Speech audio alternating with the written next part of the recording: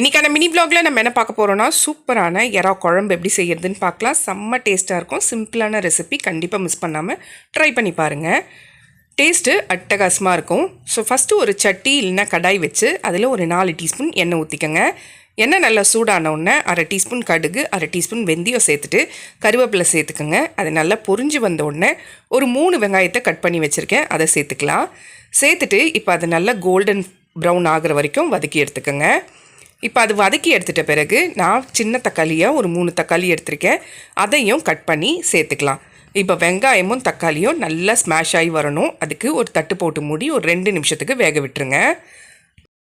ஒரு 2 நிமிஷம் கழித்து வெங்காயம் தக்காளி நல்லா வெந்து வந்திருக்கும். அந்த டைமில் நம்ம வந்துட்டு அரை கிலோ எறாவை எடுத்து நல்லா கழுவி அதை வச்சுருக்கோம். ஸோ அதை சேர்த்துக்கலாம்.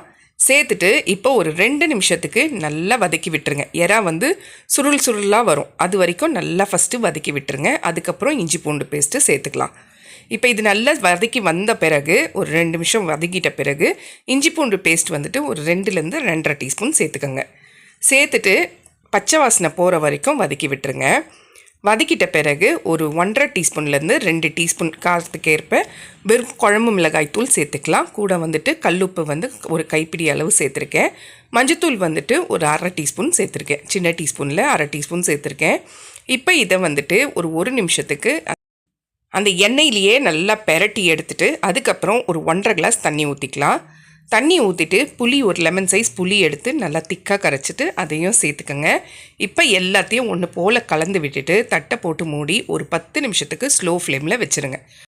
ஒரு 10 நிமிஷத்தில் எறாவும் நல்லா வெந்துட்டுருக்கும். அதே மாதிரி குழம்பும் நல்லா திக்காகி கூட எண்ணெய்லாம் நல்லா பிரிஞ்சு சூப்பராக இருக்கும்.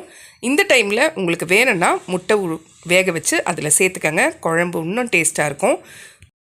லாஸ்ட்டாக கொத்தமல்லி போட்டு இறக்கிடுங்க. அவ்வளோதான், சூப்பரான எறா குழம்பு ரெடி.